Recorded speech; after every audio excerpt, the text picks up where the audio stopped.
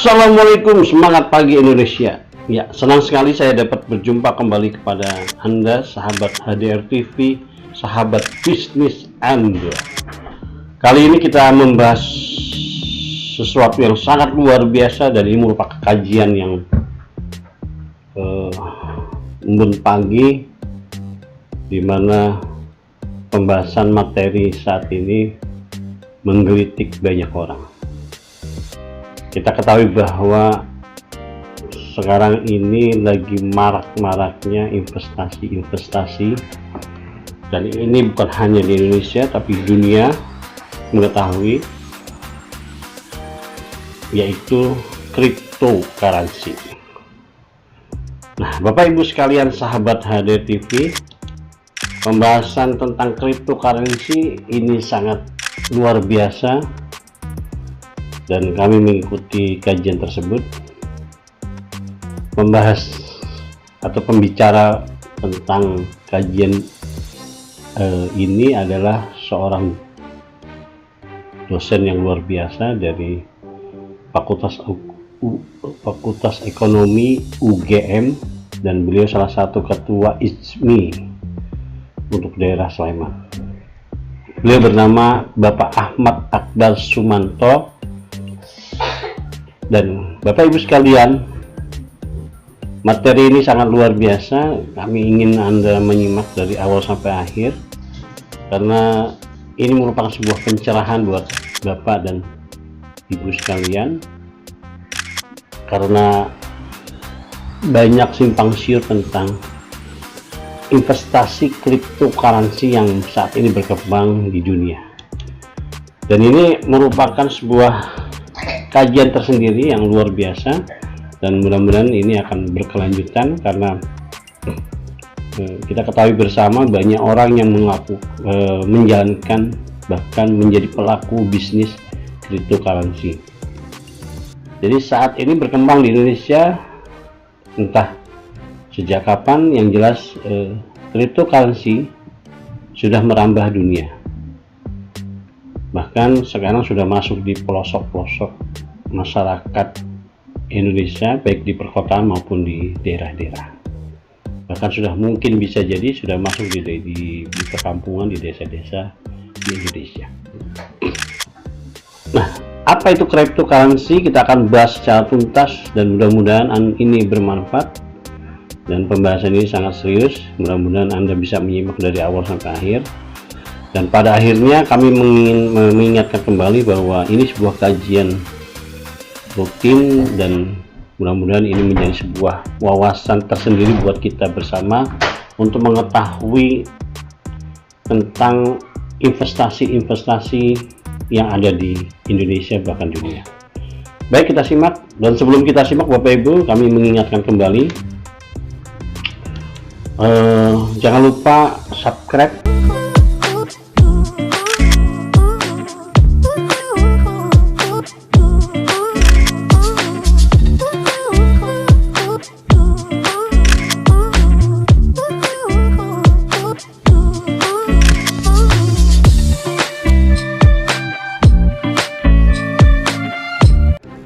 dan karena kami selalu memberikan materi terbaru tentang banyak hal, tentang bisnis, tentang terapi dan lain-lain. Ya, pembahasan ini sangat luar biasa.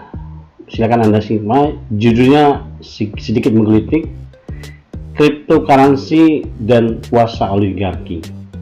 Ya, mudah-mudahan ini bermanfaat dan Anda simak sampai tuntas. Dari saya cukup, mudah-mudahan ini bisa menambah wawasan untuk Anda. Selamat menyimak. Oke, terima kasih Pak Anto.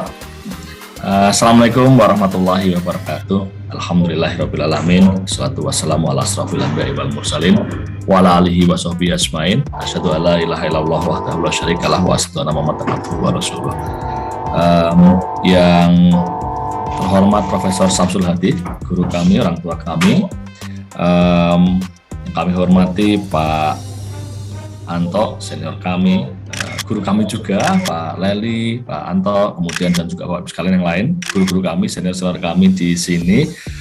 Izinkanlah saya untuk pagi ini berbagi gitu atas permintaan Pak Diana Leli, gitu. Saya hanya menjalankan perintah ini, gitu ya, menjalankan perintah untuk bersilaturahmi pada pagi hari ini, gitu. Dan saya mengucapkan terima kasih. Tadi Pak Anto perkenalannya sangat baik hati sekali gitu. Dan saya malah jadi takut kalau misalnya topik diskusi kita ini tidak seperti yang diharapkan. Judulnya memang provokatif gitu, karena judul itu dipilih sambil jalan gitu ya. Oke, judul apa ya? Ya gitu kira-kira gitu ya. Nah, tapi memang ada sesuatu di balik judul itu. Nah, meskipun judulnya sendiri mungkin lebih provokatif daripada aslinya. Gitu. Nah, Bapak Ibu sekalian, Oke, jadi kata cryptocurrency ini mungkin dalam beberapa tahun terakhir ini luar biasa, semakin dikenal begitu ya. Dan bagi sebagian orang ini benar-benar sebuah kata yang seperti nasib gitu ya. Hidup mati mereka, bagi mereka yang terlibat. Bagi yang tidak ya enggak gitu ya. Gitu. Bagi yang terlibat itu hidup mati ini. Jadi beberapa minggu ini ada banyak berita yang menyebutkan tentang orang-orang yang kehilangan banyak uang gitu ya, gara-gara mereka itu menginvestasikan uang mereka itu ke cryptocurrency gitu ya. Nah, pada umumnya sih sederhana logikanya. Jadi logikanya adalah ada barang baru ya, cryptocurrency. Sebenarnya cryptocurrency ini bukan cuma satu, ada banyak gitu ya. Ada cryptocurrency banyak, nanti saya tunjukkan gitu. Jadi cryptocurrency ini kan macam-macam, mata uang dalam bahasa Inggris cryptocurrency, tapi di dalam bahasa Indonesia biasanya terjemahkan dengan uang kripto gitu, atau sebagian disebut sebagai aset kripto gitu. Nah, mereka cerita sederhananya bahwa mereka itu beli aset kripto itu dengan harapan bahwa nanti sesudah dibeli harganya naik. Tapi apa yang terjadi gitu, di titik tertentu harganya itu turun drastis. Nah, salah satunya yang turun drastis dalam minggu-minggu ini adalah Luna. Jadi ada uang kripto namanya Luna gitu. Ini bukan nama artis gitu ya. Ini nama mata uang kripto, itu salah satunya. Nama mata uang kripto itu ceritanya dalam beberapa minggu ini jatuh dari yang sempat kira-kira ya, buat ilustrasi sederhana aja, ini buat pengantar aja. Dari yang sebelumnya itu nilainya mencapai kira-kira 1.700-an lebih per koin gitu, menjadi mendekati 0 gitu. Nah, kalau belinya cuma satu sih ya paling hilangnya 1 juta sekian gitu ya. Kalau yang belinya banyak ya hilangnya banyak gitu. Jadi ada kisah barusan dapat warisan, sebelum dibagikan gitu warisannya, beliin dulu lah kripto gitu, siapa tahu nanti nambah. Ya ternyata begitu dibelikan habis, hilang ya gitu ya. Ada yang kisah ada dapat uangnya harusnya mau diapakan, dipakai dulu ini sampai naik, hilang. Memang di sejumlah berita kalau kita baca itu agak ada sebagian yang berlebihan gitu ya, dan mungkin setengah hoax yang mengatakan bahwa ada sekian orang bunuh diri gara-gara itu, ada sekian orang melakukan tadi percobaan bunuh diri, stres dan susah. Sebagian yang kasus bunuh diri itu sendiri sampai hari ini saya coba beneran nggak sih gitu, saya belum menemukan gitu ya. Kalau di berita tadi disebutkan 8 orang, tetapi bahwa banyak orang yang kehilangan uangnya, ya gitu ya. Tentu saja ada juga sih yang dapat uang di awal tahapan-tahapan awal gitu ya. Nah, maka menjadi penting nih untuk diskusi tentang ini, paling tidak dilihat dari sudut pandang kita sebagai Muslim begitu, dan juga dari sudut pandang yang lain ya, dari sudut pandang bagaimana kita menata perekonomian kita secara keseluruhan. Nah, baik, diskusi ini akan saya lakukan pelan-pelan. Ya, pertama, ya saya sendiri juga masih harus belajar gitu, dan kedua, mudah-mudahan diskusi ini bisa lebih dipahami gitu ya. Mudah-mudahan nanti pesan utama saya bisa tersampaikan, walaupun saya mungkin masih punya keterbatasan dalam kemampuan menyampaikannya. Nah, Bapak Ibu sekalian, untuk beberapa bagian awal saya mungkin gunakan alat bantu, walaupun saya nggak akan terus menggunakan alat bantu, tapi di awal-awal mungkin lebih berguna kalau menggunakan alat bantu. Nah, Bapak Ibu sekalian, jadi apa tahu sebenarnya dimaksud dengan cryptocurrency? Jadi cryptocurrency kadang-kadang disebut dengan istilah kripto atau koin gitu ya, adalah mata uang digital yang dirancang untuk bekerja sebagai media pertukaran melalui jaringan komputer yang tidak bergantung pada otoritas pusat seperti pemerintah atau bank sentral gitu ya, seperti pemerintah atau bank sentral untuk menegakkan atau memeliharanya Jadi tadi Pak Anto sudah cerita. Jadi Pak Anto sudah cerita, cryptocurrency ini didasarkan pada teknologi blockchain. Ya, blockchain itu blok itu kan blok ya, blok gitu. Chain ya rantai gitu ya. Jadi rantai-rantai blok begitu. Nah, cryptocurrency ini dikembangkan dari teknologi blockchain. Nah, teknologi itu intinya adalah teknologi yang melibatkan pihak-pihak yang berbeda gitu ya. Dia teknologi sebenarnya berbasis komputer prinsipnya. Nah, mungkin saya tidak pintar menjelaskannya gitu ya, tapi kira-kira adalah teknologi ya. Sebenarnya kalau pakai bahasa sederhana ya ada sebagian sumber itu menyebutnya sebagai software istilahnya atau perangkat lunak, tapi sebagian lain tidak menyebutnya sebagai software. Tapi intinya adalah teknologi ya. Teknologi yang didasarkan pada kode-kode matematika tertentu gitu ya, di mana nanti kalau kode-kode matematika itu ketemu gitu, maka kemudian akan membentuk blok gitu ya. Dan kemudian blok itu nanti akan membentuk rantai-rantai gitu ya, membentuk rantai-rantai ya. Dan rantai-rantai itu nggak bisa hanya dilihat satu komputer, tapi harus ada lebih dari satu komputer, lebih dari satu pihak lah gitu jadi bilang ya. Lebih dari satu pihak yang kemudian kalau ketemu gitu maka ngunci dia gitu, ngunci. Kalau udah ngunci gitu, maka ya udah ketemulah gitu. Nah, jika dia memenuhi syarat tertentu gitu, maka dia akan bisa disebut sebagai sebuah mata uang cryptocurrency. Nah, siapa yang membuat syarat tertentu? Ya ada yang membuat gitu ya. Jadi siapa yang menetapkan bahwa kriterianya ini kemudian udah ketemu gitu ya. Nah, blok-bloknya ini udah ketemu, kode-kode udah ketemu gitu, secara matematika udah ketemu gitu. Siapa yang buat itu saja ada yang membuat gitu ya. Ada yang menetapkan bahwa nanti kalau ketemu kode-kode seperti ini maka nanti akan diakui sebagai mata uang gitu ya. Nah, kira-kira begitu.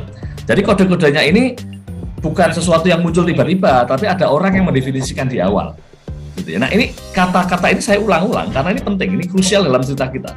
Bahwa ada yang dari awal tuh mendefinisikan ini loh kode-kodenya gitu. Nah, kode-kodenya itu kemudian kalau orang bisa menemukan kode-kode yang match dengan itu, maka berarti yang ketemu dengan itu, maka ya berarti nanti akan bisa diakui sebagai mata uang tadi. Nah, Bapak Ibu sekalian,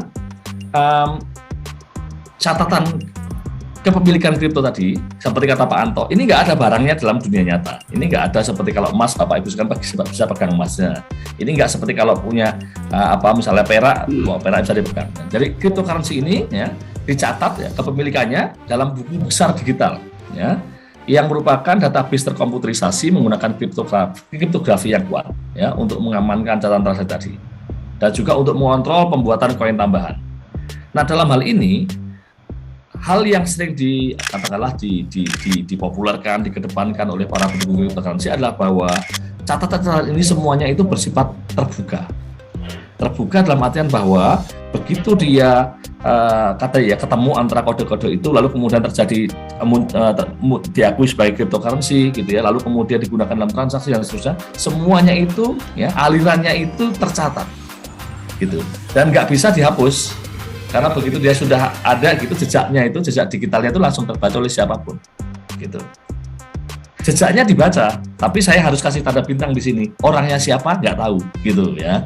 Orangnya siapa nggak tahu. Karena ini juga bagian penting dari cerita gitu ya, bagian penting dari cerita. Yang bisa kita baca adalah bahwa di situ ada cryptocurrency-nya, ada pergerakannya dari satu titik ke titik yang lain. Istilah yang lebih sering digunakan kalau istilah kerennya adalah node ya, ada node gitu ya. Node gitu, ada node gerak dia dari satu titik ke titik lain. Jadi misalnya nih saya dengan Pak Anto melakukan, saya itu membeli cryptocurrency Pak Anto gitu. Maka nanti akan ada buktinya bahwa ada aliran cryptocurrency dari Pak Anto kepada saya. Tapi semua orang tidak pernah tahu bahwa itu yang melakukan transaksi adalah Pak Anto dan saya. Gitu ya. Sebenarnya nggak ada orang tahu. Mereka orang tahunya hanya bahwa ada terjadi transaksi aliran itu.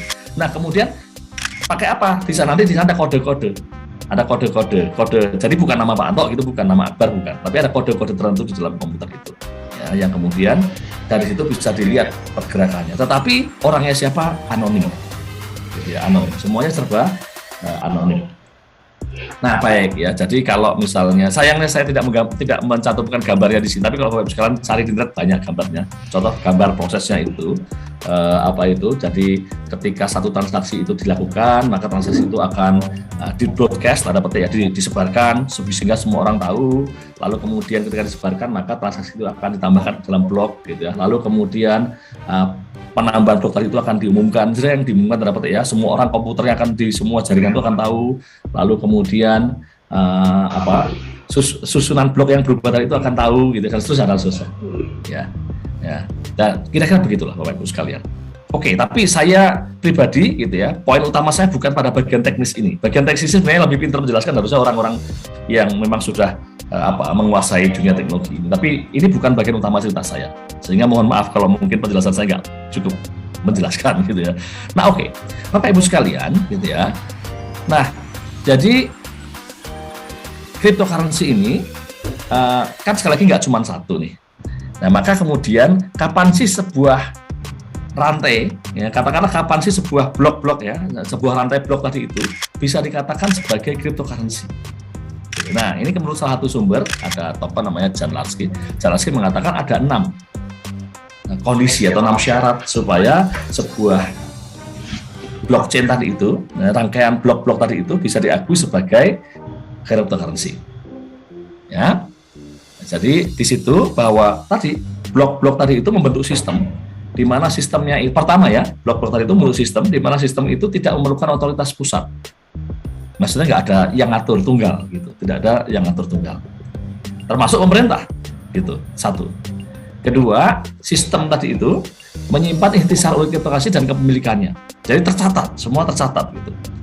Nah, kemudian ketiga, sistem tadi itu menentukan apakah unit cryptocurrency baru dapat dibuat. Jika unit cryptocurrency baru dapat dibuat, sistem mendefinisikan keadaan asalnya dan bagaimana menentukan kemudian unit baru itu. Ini kaitannya dengan tadi, kode-kodenya itu harus seperti apa? Kode-kodenya seperti apa dan kapan sebuah kode-kode yang sudah disusun itu akan sesuai dengan kode yang diinginkan sehingga nanti bisa dikatakan sebagai cryptocurrency tertentu, sebuah mata uang tertentu. Gitu ya. Nah, kemudian ciri yang lain atau syarat yang lain adalah bahwa kepemilikan cryptocurrency tadi itu harus dapat dibuktikan secara eksklusif, secara kriptografis. Jadi, ya dia harus bisa dibaca oleh orang-orang lain juga. Walaupun sekali lagi di situ semuanya anonim, gitu. Nah, kemudian sistem memungkinkan transaksi dilakukan di mana kepemilikan unit cryptocurrency diubah. Maksudnya adalah bisa terjadi transaksi, gitu ya. Dan kemudian pernyataan transaksi hanya dapat dikeluarkan oleh entitas yang membuktikan kepemilikan saat ini di atas unit ini. Jadi transaksi itu terkonfirmasi gitu kalau pakai bahasa yang sederhana. Nah, terakhir gitu ya. Bagaimana kalau ada orang lain yang mengubah-ubah gitu ya. Nah, jika ada 2 instruksi berbeda untuk mengubah kepemilikan unit cryptocurrency yang sama, dimasukkan bersamaan gitu, ada 2 orang yang mengubah bareng gitu, maka sistem melakukan yang paling banyak ya. Sistem melakukan paling banyak salah satunya. Maksudnya adalah hanya salah satu yang akan bisa dilakukan, hanya salah satu yang kemudian akan tercatat gitu ya. Hanya salah satu yang tercatat, yang lain enggak. Jadi nggak bisa double gitu. Nah, oke, ini hanyalah salah satu penjelasan sedikit lebih detail. Nah, syaratnya supaya rangkaian blok-blok itu bisa diakui sebagai sebuah mata uang. Nah, Bapak Ibu sekalian, oke, mungkin sedikit lebih konkret sekarang. Jadi ini adalah contoh mata uang cryptocurrency yang ada sekarang. Ini ada 15 yang saya ambil dari datanya Statista, 15 mata uang cryptocurrency, 15 cryptocurrency dengan nilai kapitalisasi pasar tertinggi. Kalau yang sebelah kiri ini gambar total kapitalisasinya, kalau yang kanan inilah mata uangnya. Nah, yang paling terkenal, paling besar kapitalisasinya adalah Bitcoin tentu saja. Jadi Bitcoin, saya kira Bapak Ibu sudah sering dengar lah. Nah, kemudian ada Ethereum, Binance Coin, ada Tether, ada Solana, ada Cardano, USD Coin, kemudian XRP, Terra, Polkadot, Avalanche, Dogecoin, Shiba Inu, Polygon, Crypto.com Coin. Nah, Terra ini saudaranya Luna. Itu tadi yang saya ceritakan di awal, yang kemudian nilainya jatuh begitu, dan kemudian tadi itu jatuh dalam bulan Mei ini, jatuh luar biasa, dan kemudian tadi banyak yang kehilangan asetnya. Nah, baik, begitu kira-kira Bapak Ibu sekalian. Oke, jadi cryptocurrency nggak cuma satu, ada banyak gitu ya. Nah, bagaimana menghitung kapitalisasi ini? Sederhana sih sebenarnya kapitalisasi ini. Kapitalisasi ini dihitung dengan cara dengan cara begini, mengalihkan berapa jumlah koinnya yang sudah ada di pasar dengan nilai dari koin tadi itu kalau dinilai dalam satuan US dollar. Gitu ya. Nah, karena itu seperti kata Pak Anto tadi disampaikan, ketika harga dari cryptocurrency itu naik, ya kapitalisasinya akan naik meskipun dengan jumlah koin yang sama. Gitu ya. Sebaliknya ketika harganya turun, ya berarti nilai kapitalisasinya turun. Nah, yang terjadi Bapak Ibu sekalian terkait dengan kapitalisasi ini, mungkin ini penting ya. Jadi pada dasarnya cryptocurrency itu awalnya nggak ada nilainya. Sekedar blok-blok rantai-rantai blok itu nggak ada nilainya, gitu ya. Baru kemudian, gitu ya, yang terjadi adalah ada orang yang mengatakan bahwa ini loh, kalau memenuhi syarat seperti ini, kalau kode-kodenya seperti ini, blok-bloknya seperti ini, maka ini bisa disebut sebagai Bitcoin. Nah, kira-kira gitulah. Nah, itu kira-kira gitu. Siapa yang ngomong gitu? Ya ada orangnya. Kalau Bitcoin ini yang mengatakan begitu dulu namanya Satoshi Nakamoto.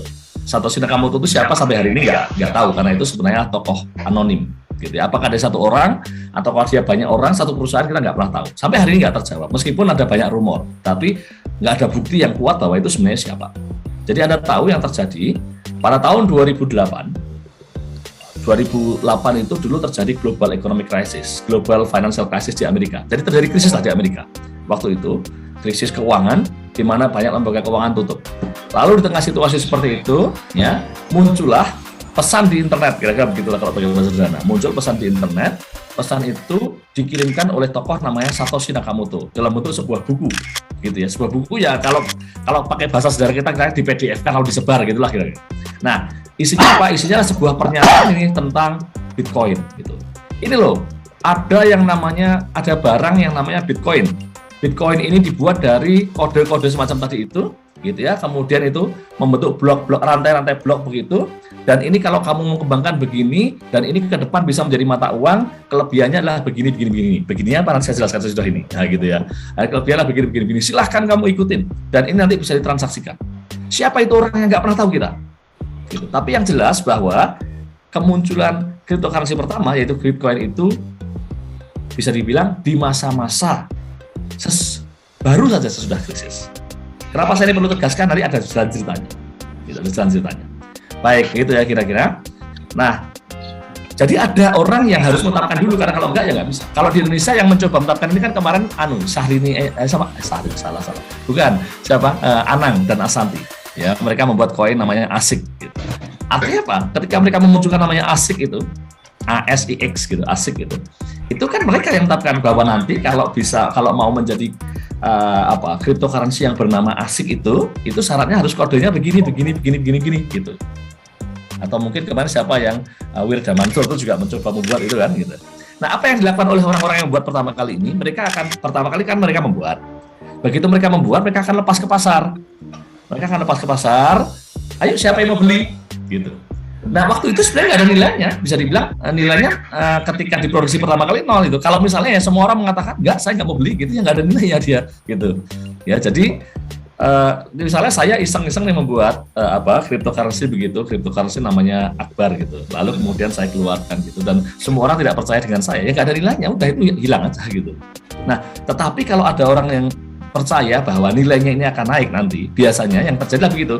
Ekspektasi orang itulah bahwa nilainya akan naik, maka yang terjadi mereka berebut untuk beli pihak saya. Nah, yang pertama belinya agak murah. Nanti kemudian yang orang berikutnya belinya agak mahal karena dia beli dari orang yang beli. Terus semakin mahal, dan satu-satunya alasan orang beli itu sebenarnya adalah karena dia percaya bahwa harganya akan naik. Gitu. Dan sampai kemudian suatu saat kalau sudah habis yang percaya bahwa itu akan naik lagi, ya udah berarti nggak naik, dan biasanya akan gembos. Gitu ya, yang terjadi itu seperti economic bubble ya. Balon gelembung itu awalnya kecil, semakin gede sampai mentok, tutup gitu ya, habis. Nah, kapan gelembung itu sampai habis, tentu saja nanti berbeda-beda antara satu cryptocurrency dengan cryptocurrency yang lain. Ada yang bahkan sebelum jadi bubble udah pecah duluan. Ya, kasusnya yang punyanya tadi yang di Indonesia dikeluarkan itu salah satunya kan itu nggak laku itu dari awal. Udah langsung gembos dari awal gitu. Nah, oke deh, itu kira-kira cryptocurrency. Tapi saya sekarang masuk ke poin utama saya gitu ya. Kaitannya dengan oligarki. Bapak Ibu sekalian, saya stop slide saya, mohon maaf. Gini. Jadi, Bapak Ibu sekalian, kalau kita melihat cryptocurrency ini, tentu saja melihat dari sisi pasar ya tadi seru juga gitu ya, seru, di situ ada banyak cerita, ada banyak detailnya. Melihat dari sisi teknologinya juga seru. Tapi Bapak Ibu sekalian, saya ingin mengajak kita semua untuk melihat ini di luar itu semua, yaitu melihat cryptocurrency tadi itu dari konteks historis perkembangan teknologi secara keseluruhan dan kaitannya dengan kapitalisme, gitu ya. Jadi bahwa ternyata cryptocurrency ini, terutama tadi yang dijelaskan pada teknologi blockchain itu, bisa kita lihat dari sudut pandang yang berbeda, yang terkait dengan sejarah historis ya, perkembangan historis teknologi. Nah, kenapa kok kita perlu melihat dari sudut pandang ini ya, perkembangan historis teknologi tadi, gitu ya? Karena nanti begitu kita sudah lihat dari sana, maka cara melihat kita akan berbeda dibandingkan dengan yang tadi ya, yang sudut pandang itu hanya sekedar sebagai pemain, lalu kemudian ini melihat ini mainan baru nih asik, kalau mau investasi, kalau untung ya untung, kalau rugi ya rugi gitu. Nah, Bapak Ibu sekalian, ternyata kalau kita lihat dari sudut pandang historis perkembangan teknologi secara keseluruhan, cryptocurrency ini yang didasarkan pada teknologi blockchain tadi itu sebenarnya tidak menawarkan sesuatu revolusi yang baru sama sekali. Jadi katakanlah technological revolusi teknologi baru gitu. Ternyata enggak. Gitu. Paling enggak begini yang disebut oleh beberapa pakar. Saya membaca satu disertasi yang masih fresh tahun 2021. Disertasi itu ditulis di salah satunya yang saya baca adalah disertasi di salah satu perguruan tinggi top di Amerika lah gitu ya. Di samping juga beberapa buku yang sudah diterbitkan. Jadi ada banyak sebenarnya publikasi tentang cryptocurrency ini, baik publikasi yang pro maupun yang kontra gitu ya. Nah, salah satunya adalah itu yang mengatakan bahwa sebenarnya cryptocurrency ini tidak seperti yang digembar-gemborkan sebagai sesuatu yang baru sama sekali, revolusi teknologi baru dan seterusnya. Enggak. Bahwa ini sebenarnya dalam konteks ekonomi bisa dipandang hanyalah sebagai lanjutan dari revolusi-revolusi yang ada sebelumnya yang terkait dengan teknologi keuangan. Yang intinya adalah bahwa dari situ semua kita bisa membaca ini sebagai bagian dari upaya para kapitalis untuk bertahan, gitu ya. Bagian dari upaya para kapitalis, para pemilik modal besar untuk bertahan dan untuk tetap mencapai keuntungan, gitu ya. Jadi ini hanyalah satu varian saja dari perjalanan teknologi keuangan. Nah, itu poin satu ya. Poin satu yang mungkin saya sampaikan. Nah, jadi pesan utamanya begini, Bapak Ibu sekalian, di pelajaran dari krisis 2008 adalah bahwa ternyata pengawasan dari otoritas pemerintahan itu harus diperketat. Karena apa? Karena perilaku pelaku di pasar itu ya kalau nggak diawasin dengan ketat maka kemudian akan menghasilkan banyak salah satunya banyak bubble gitu ya, seperti yang terjadi pada tahun 2008 itu, yang kemudian itu kalau nggak diawasi dengan ketat maka bisa membahayakan stabilitas perekonomian, stabilitas keuangan dan seterusnya. Nah, maka kemudian semangat utama ya, kalau kita baca dari sisi perkembangan teknologi, semangat utama di balik teknologi blockchain itu ada sisi ideologis yang di balik itu, gitu ya. Ada sisi ideologis. Apa sisi ideologis dari blockchain, sisi ideologis dari cryptocurrency itu? Jadi Bapak Ibu sekalian, tadi sekali lagi, cryptocurrency itu diklaim sebagai sebuah teknologi yang memungkinkan kita untuk melakukan pembayaran, melakukan transaksi pertukaran dari manapun, dari satu tempat ke tempat lain, lintas negara begitu, secara efisien. Biasanya begitu klaimnya. Kita bisa melakukan transaksi secara efisien, gitu, secara peer-to-peer, dan independen dari pengawasan pihak ketiga, terutama pemerintah, gitu ya. Nah, dan di situ tadi ada satu ciri yang penting bahwa di situ transaksinya itu anonim. Jadi walaupun di situ dikatakan bahwa semuanya itu tercatat, bisa diakses oleh siapapun, dan kemudian yang disebut dengan istilah terdesentralisasi karena dia hanya bisa dilakukan kalau misal melibatkan lebih dari satu pihak, gitu. Tetapi gitu ya, itu klaimnya. Jadi seperti itu, sehingga kemudian klaim yang besar adalah bahwa ini adalah alat pembayaran yang efisien, itu terdesentralisasi, begitu ya, dan kemudian aman. Kira-kira begitulah klaim yang seringkali muncul. Nah, oke, itu klaim yang dibutuhkan oleh pendukungnya. Gitu. Nah, tetapi ada pesan ideologis sebagai dibalik itu. Pesan dibalik ideologis sebagai itu, terutama karena di situ tadi semuanya terjadi secara anonim. Apa pesan ideologisnya? Pesan ideologisnya sebenarnya adalah bahwa cryptocurrency ini diciptakan untuk memfasilitasi lalu lintas uang, ya, memfasilitasi lalu lintas harta begitu. Lalu kalau saya, bahkan satu disertasi saya baca menyebutnya sebagai lalu lintas modal gitu, kapital gitu. Lalu lintas kapital secara bebas, secara anonim, tanpa bisa diawasi siapapun termasuk oleh pemerintah, tanpa bisa diawasi oleh pihak ketiga. Gitu ya. Jadi sehingga dari situ pasca krisis 2008 ya, ini memunculkan sesuatu yang baru tadi, menjadi jalan bagi mereka yang sebenarnya itu mungkin sebagian terdampak krisis, sebagian enggak, tetapi ingin menyelamatkan aset mereka atau ingin menambah lagi aset mereka, menyelamatkan aset mereka ke depan begitu, maka mereka kemudian menggunakan cryptocurrency ini sebagai mainannya. Gitu ya. Tentu saja ketika mereka melakukan itu, mereka nggak akan terus terang, ya, mereka akan menyampaikan itu dengan cara yang baik, gitu ya. Nah, jadi sekali lagi Bapak Ibu sekalian, saya kembali ke poin utama tadi, bahwa dengan melihat cryptocurrency ini dalam konteks historis perkembangan teknologi secara keseluruhan, kita akan paham bahwa cryptocurrency dan teknologi blockchain yang mendasarinya bukan merupakan revolusi teknologi baru yang berdiri sendiri, gitu, melainkan perpanjangan dari revolusi sebelumnya yang terkait dengan sektor keuangan, gitu ya. Nah, yang terkait dengan bagaimana sih orang-orang di sana itu yang punya uang banyak itu bisa menyelamatkan. Nah, di situ yang terjadi adalah ya, bertentangan dengan retorika populer yang digembar-gembarkan oleh para pendukungnya. Ya. Jadi cryptocurrency ini sebenarnya bukanlah sesuatu yang bawa desentralisasi dan demokratisasi ekonomi.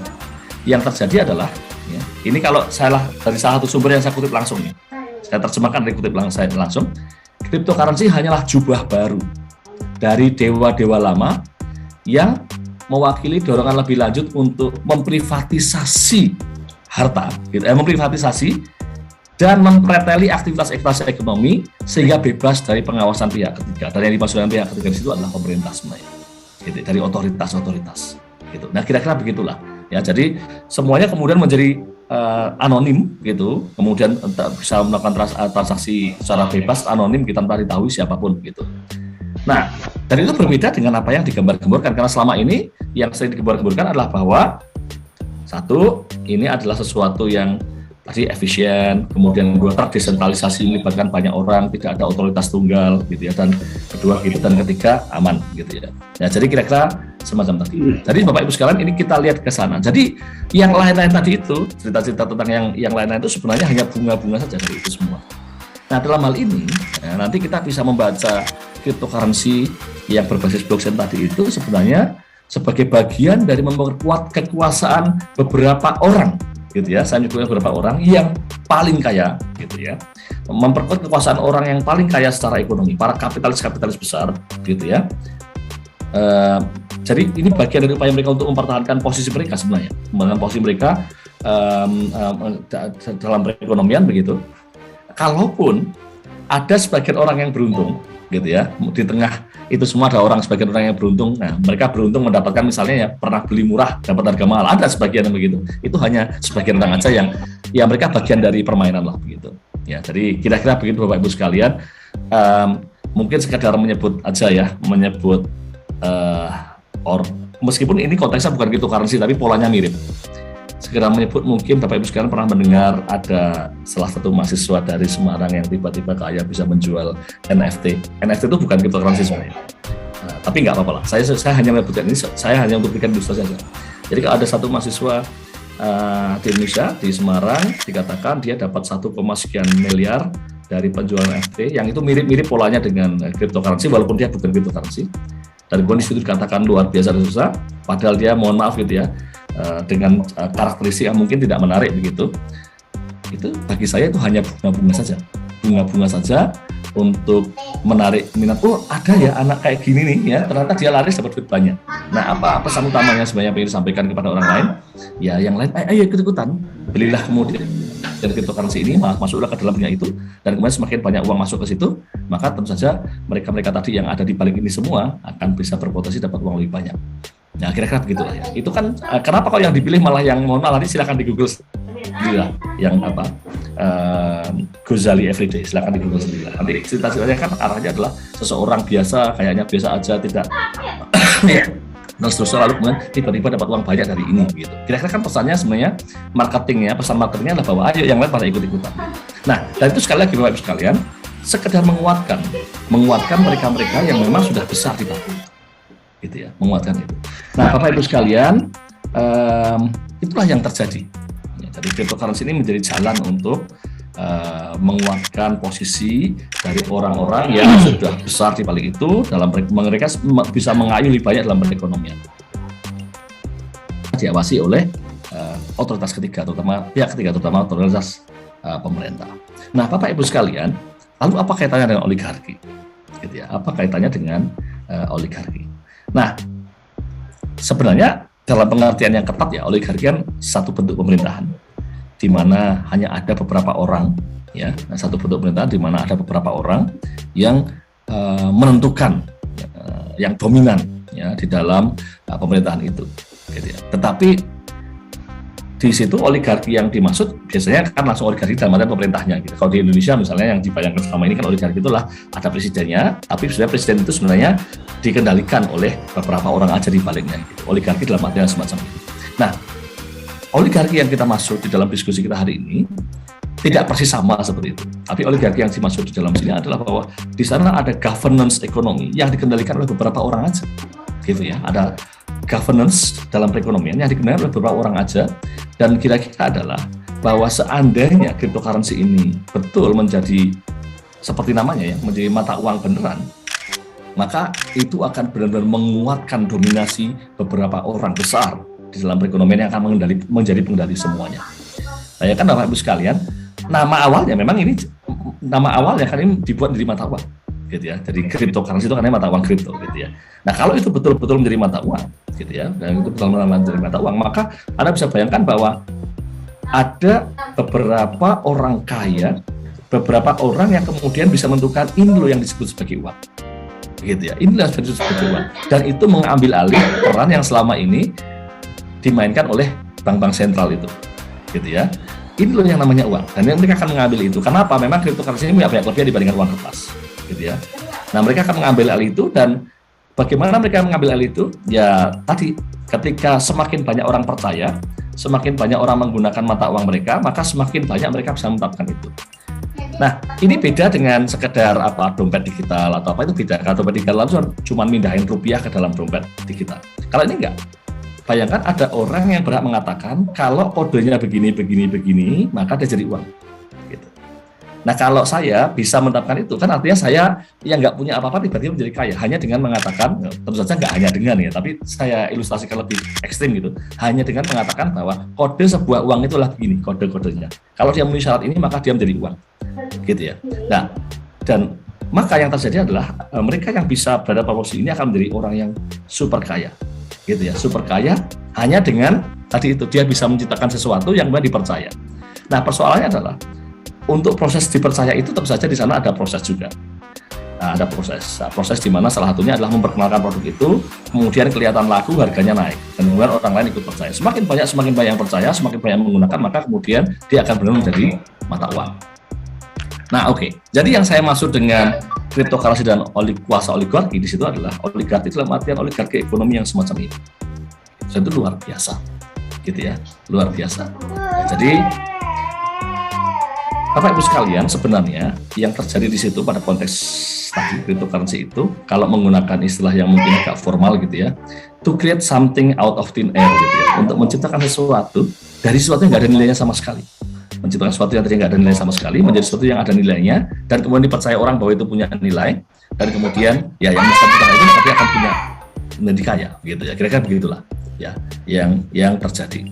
Nah, selama ini dalam konteks keuangan sebenarnya peran seperti itu sudah kita lakukan, sudah ada. Kita punya uang rupiah, punya uang dolar, itu kan kertasnya itu kan sebenarnya nggak ada nilainya. Gitu. Kertas itu kalau nggak ada gambarnya Soekarno-Hatta itu kan yang warna merah itu nggak ada nilainya sebenarnya. Tapi karena kemudian itu ada dikasih gambar, dicetak, gitu, kemudian dikasih gambar warna merah Soekarno-Hatta begitu, lalu kita percaya itu nilai 100.000 dan dipakai untuk belanja. Nah, tetapi peran itu menciptakan sesuatu yang dari nggak ada menjadi ada itu selama ini kita serahkan kepada bank sentral yang diatur ketat dengan undang-undang.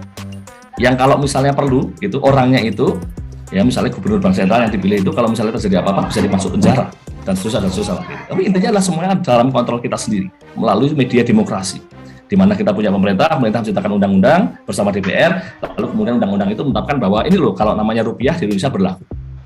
Nah besok ketika kita menggunakan cryptocurrency itu yang terjadi adalah ada orang yang self declare mengatakan bahwa ini ada uang namanya ini, kalau memenuhi kriteria seperti ini maka dia disebut sebagai uang, dan itu tidak ada siapapun yang mengendalikan. Termasuk misalnya tiba-tiba dia hilang gitu dan nggak ada nilai sama sekali, ya udah selesai, nggak ada yang perlu disalahkan, nggak ada yang bisa ditangkap, nggak ada bisa apapun. Pada konteks bank sentral, dari awal mandatnya bank sentral itu adalah menstabilkan nilai tukar. Ini menstabilkan nilai tukar rupiah, misalnya gitu ya, menentukan nilai tukar rupiah yang tadi artinya awalnya nggak ada nilainya menjadi ada nilainya.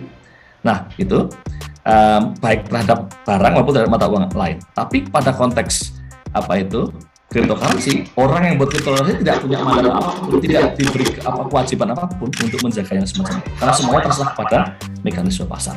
Jadi begitu semua orang banyak masuk ke situ, kemudian tadi kapitalisasi meningkat, yang punya cryptocurrency dari awal dapat banyak, terus kemudian gembos seperti kasusnya Luna, ya nggak ada yang bisa disalahkan, nggak ada yang bisa ditangkap. Ya udah, gitu, salahmu sendiri gitu. Nah kira-kira semacam itu. Nah Bapak Ibu sekalian, jadi kira-kira seperti itulah situasinya. Maka saya katakan bahwa sebenarnya cryptocurrency ini justru menguatkan kuasa oligarki dalam perekonomian, gitu ya. Dan itu karena itulah saya termasuk yang mengatakan wah ini harus hati-hati. Dan jangan sampai kemudian kita masuk ke dalam permainan-permainan yang semacam ini, itu baik sebagai tadi pemain yang kemudian kehilangan uang banyak, ini kasihan aja nih. Ini hanya buih-buih ini sebenarnya. Tapi yang lebih besar lagi adalah bahwa kemudian kita tidak boleh menyerahkan tata perekonomian termasuk uang kita itu pada oligarki semacam ini dalam perekonomian, gitu ya. Nah untungnya Bapak sekalian, terakhir nih poin terakhir ya, karena udah agak lama. Poin terakhir saya ingin mengatakan untungnya, gitu ya, sebenarnya untungnya bahwa cryptocurrency ini punya kelemahan yang inherent, gitu ya, punya kelemahan inherent di dalam konsepnya, sehingga dia tidak akan pernah menjadi mata uang benar, gitu ya. Sekarang ini cryptocurrency kan kalau di Indonesia tidak disebut sebagai cryptocurrency, disebutnya sebagai crypto aset. Karena apa? Itu sekadar untuk mengakali undang-undang aja. Karena kalau undang-undang kan mengatakan bahwa satu-satunya mata uang yang digunakan untuk mata transaksi di Indonesia adalah rupiah, gitu ya. Kemudian dikasih nama crypto aset, gitu ya. Nah, atau di beberapa tempat lain juga semacam dikasih nama crypto aset. Nah, tapi bukan itu. Tapi kelemahan inherent dari cryptocurrency sehingga dia sulit menjadi mata uang adalah karena memang dia gagal memenuhi kriteria sebagai mata uang. Jadi mata uang itu akan sukses, gitu ya. Jadi sebuah mata uang itu hanya akan benar-benar bisa menjadi mata uang kalau dia memenuhi sejumlah kriteria, ya, baik sebagai kriteria sebagai alat tukar maupun kriteria untuk penyimpanan. Saya berikan contoh. Kegagalan utama terutama karena fluktuasi nilainya yang luar biasa, karena memang dari awal dia tidak dijamin oleh apapun, gitu ya. Jadi bayangkan cryptocurrency sebagai nilai tukar dia gagal. Kalau Bapak Ibu sekalian punya toko, Bapak Ibu sekalian akan masang harga, misalnya jual sepatu gitu, menggunakan Bitcoin gitu harganya. Jadi harga sepatu hari ini dan besok bisa sangat berbeda.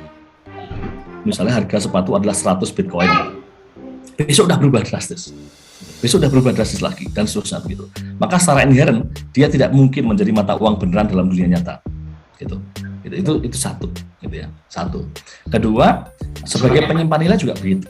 Nilainya cenderung untuk tidak stabil. Jadi untungnya, karena kalau ini berhasil, kalau benar-benar dia kemudian justru menjadi mata uang yang diterima oleh masyarakat, diterima luas, menggantikan katakanlah kalau di Indonesia rupiah begitu, maka itu justru tadi itu akan melanggengkan, meluruskan jalan, gitu ya, memuluskan jalan oligarki ekonomi itu untuk menguasai perekonomian. Gitu. Nah, kira-kira begitulah Bapak Ibu sekalian. Mohon maaf jika penyampaian saya tidak terlalu menarik, tidak terlalu bagus. Tapi pesan utama saya sebenarnya adalah itu. Jadi fenomena cryptocurrency ini harus dibaca dari perjalanan sejarah, gitu ya, secara historis tentang perkembangan teknologi secara keseluruhan dan kaitannya dengan kapitalisme, kaitannya dengan tadi kekuasaan orang-orang yang sudah mapan di sana, yang sudah kaya di sana. Bagaimana mereka itu ketika mengembangkan teknologi itu juga punya kepentingan.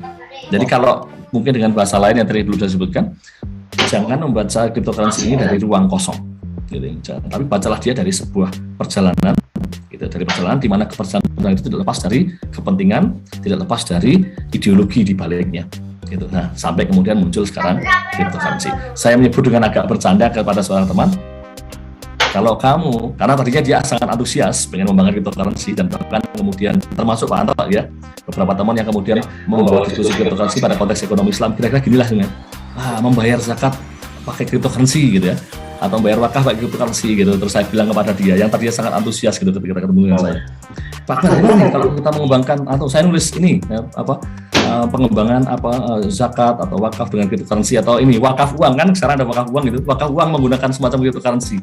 Bagi saya kamu hanya buih-buih aja gitu, saya bilang gitu, kali langsung dia jadi kamu buih-buih aja yang kemudian ikut permainan orang lain gitu ya, dan kemudian tahukah kamu gitu ya, kira-kira begitu bahasa saya kepada kalian masih muda gitu. Saya katakan pada dia bahwa ketika kamu lakukan itu dan kemudian kita terima ini secara luas, kamu sedang memberikan sebuah kekuasaan pada monster. Saya bilang begitu ya, tapi ini bercanda aja nih, agak karena saya katakan pada anak muda gitu yang sedang semangat gitu. Terus, jadi kita harus melihat dari sudut pandang yang berbeda. Saya kira itu.